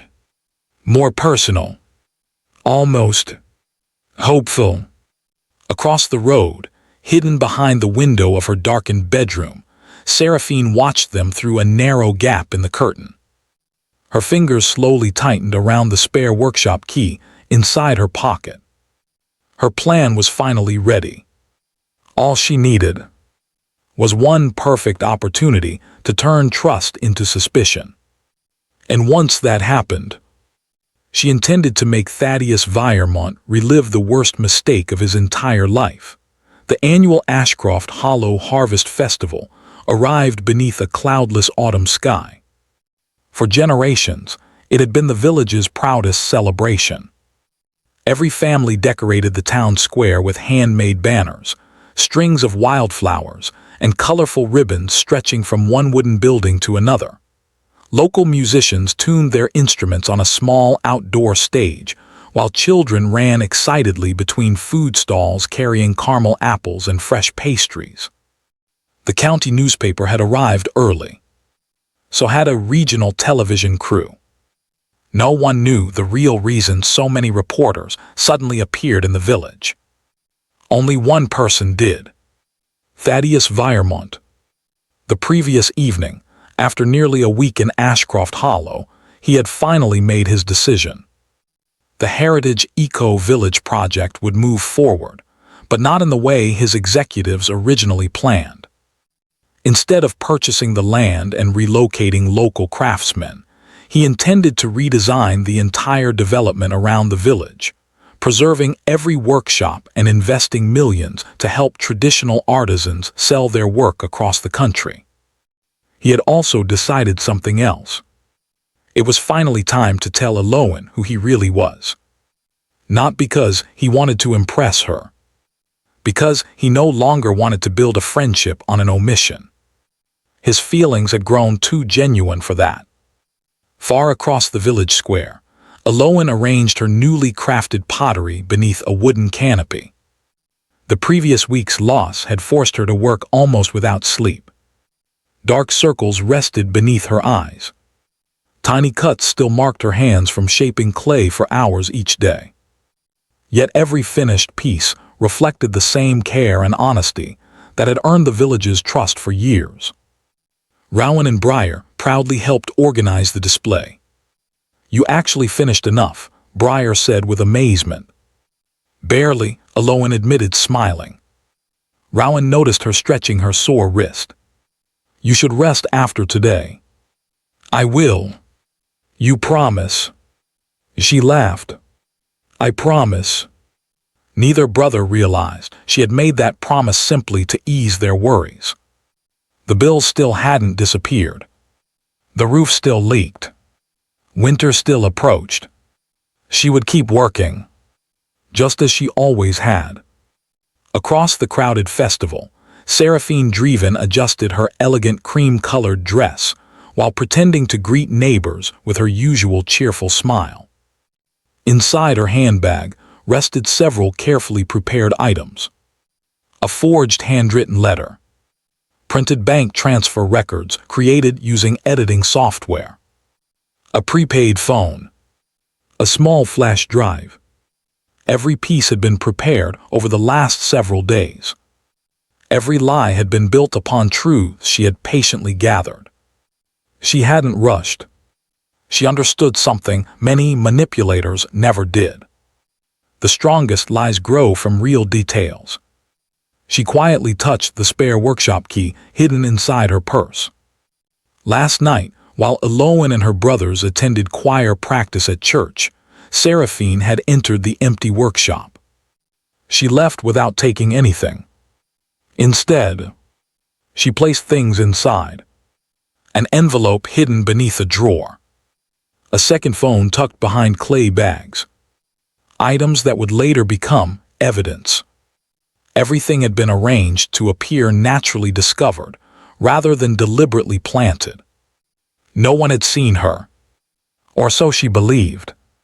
The tiny security camera, recently installed outside the neighboring feed store, had silently recorded someone entering the workshop after dark. The camera's owner hadn't reviewed the footage yet. That small detail, quietly planted now, would become crucial in part 2. The trap had been set. All she needed now was for Thaddeus to trust what he saw. Late that morning, a convoy of black luxury SUVs rolled slowly into Ashcroft Hollow. Conversation stopped. Children pointed excitedly. Villagers exchanged confused looks. Several sharply dressed men stepped out, followed by professionally dressed women carrying briefcases. One of them hurried toward Thaddeus. "Mr. Viremont." The single sentence echoed across the square. Silence. Absolute silence. Elowen slowly turned. Her eyes widened. "Mr. Viremont." Nearby villagers stared at the casually dressed man they had known only as a polite visitor. The regional reporters immediately rushed forward. Camera shutters exploded like fireworks. "Mr. Viremont." "Sir." "Over here." The crowd gasped. Old Mrs. Hollister nearly dropped her basket of bread. Harlan Mercer laughed quietly to himself. I knew you weren't ordinary. Rowan whispered to Briar. That's a billionaire. Briar nodded numbly. I think that's the billionaire. Elowen stood frozen. She remembered every conversation, every shared cup of coffee, every laugh. You. She looked almost embarrassed. You never told me. Thaddeus walked toward her. His expression carried genuine regret. I should have. Why didn't you? Because I wanted one person to speak to me without knowing what I owned. She searched his face. Not for deception, for sincerity. She found it. Then he did something no one expected. He stepped onto the festival stage. A microphone was handed to him. The entire village fell silent. I came to Ashcroft Hollow to inspect land for a development project. Nervous whispers spread through the crowd. He continued. But I discovered something far more valuable than land. His eyes found Elowen. I found people whose character cannot be measured by money. The crowd followed his gaze toward her. I watched someone sacrifice weeks of work to save another human being. More heads turned. I watched someone choose kindness when nobody was watching. Now everyone looked directly at Elowen. I've spent years believing integrity had become rare. He smiled softly. I was wrong. Applause erupted across the square. Elowen's cheeks turned crimson. She wished the ground would swallow her. She had never wanted public attention. From the edge of the crowd, Seraphine's smile vanished. Her worst fear had come true. He wasn't merely interested. He admired Elowen publicly. She felt years of jealousy boiling inside her. No, this cannot happen. Her fingers tightened around the prepaid phone inside her handbag. Then, she pressed *send****. Miles away, an email she had prepared days earlier arrived simultaneously in the inboxes of 3 celebrity gossip reporters, 1 regional television producer, and a popular social media blogger. The sender appeared to be Elowen Brask. The message contained forged screenshots, fake diary entries, fabricated payment promises, and a carefully written confession claiming Elowen had intentionally targeted the billionaire after discovering his identity. At exactly the same moment, the prepaid phone hidden inside Elowen's workshop automatically powered on, creating digital activity designed to support the false timeline. Everything happened within seconds. A reporter standing near the stage suddenly looked down at her phone. Her eyes widened. Another reporter's device vibrated. Then another. Whispers spread through the media crowd. What? Is this real? One television producer frowned. We need to verify this. Another reporter looked toward Elowen. The warmth in his expression disappeared. Confusion replaced it. Suspicion followed. The atmosphere changed so quickly that even the villagers felt it. Thaddeus noticed the sudden shift. Before he could ask what had happened, one reporter hurried toward him. Mr. Viremont. He held up his phone. You need to see this. If you're furious watching someone so kind become the target of a cruel betrayal, make sure you subscribe to the channel right now because Part 2 will uncover every shocking secret Serephine has hidden for years. And before you continue, tell us in the comments where you're watching from. We'd love to know which country is standing with Elowen today. The smile slowly disappeared from Thaddeus's face as he accepted the phone. His eyes scanned the screen. A handwritten confession. Bank transfers. Messages. Promises of money. Every document looked painfully authentic. His breathing slowed. His heart pounded louder with every line. No, it couldn't be. Not again. The words blurred for a moment. 8 years earlier. Another folder. Another stack of convincing evidence. Another woman standing before him, insisting she was innocent. Another terrible choice. The old wound tore open inside him. He looked up. Across the stage, Elowen smiled uncertainly, completely unaware of what he was reading. She noticed the color draining from his face. Thaddeus. His hands trembled almost imperceptibly. Reporters began surrounding the stage. Camera flashes exploded from every direction. What does this mean? Mr. Viremont, do you believe the allegations? Miss Brask, were you manipulating him? Elowen looked around in confusion. What allegations? No one answered. Serephine remained hidden among the crowd. Watching. Waiting. Smiling. Her plan had worked. Or so she believed. Thaddeus slowly climbed down from the stage. Each step felt heavier than the last. He stopped only a few feet from Elowen. She searched his eyes. Something had changed. Something terrible. What happened? He couldn't answer. Not yet. The echoes of his past screamed louder than the voice of the woman standing before him. His gaze drifted toward the beautifully wrapped clay gifts she had prepared for him beside her stall. The gifts symbolized every conversation they had shared. Every laugh. Every fragile hope. His shaking hand reached for the first package. Then the second. Then the third. Elowen frowned. What are you doing? Still saying nothing.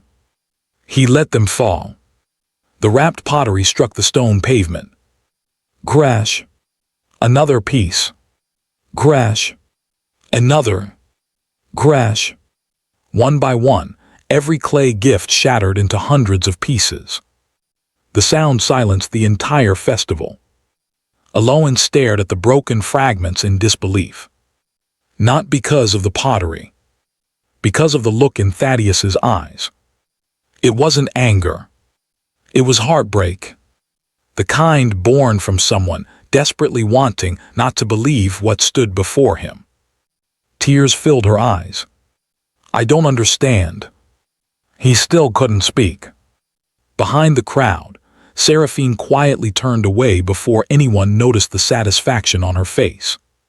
She believed she had finally won. She believed she had destroyed the one thing Elowen could never rebuild. Trust. But fate had been watching too. Far above the festival entrance, unnoticed by everyone in the square, the county sheriff arrived after receiving an unrelated request from the feed store owner. The owner had finally reviewed his newly installed security camera footage. He frowned at what he saw. A woman entering Elowen's workshop late the previous night. He paused the video. The image wasn't perfectly clear, but one detail stood out unmistakably. The woman carried a cream-colored handbag, identical to the one Serephine was carrying at that very moment. The sheriff looked toward the festival, then toward the frozen frame on the monitor. Quietly, he began walking. To be continued in part 2.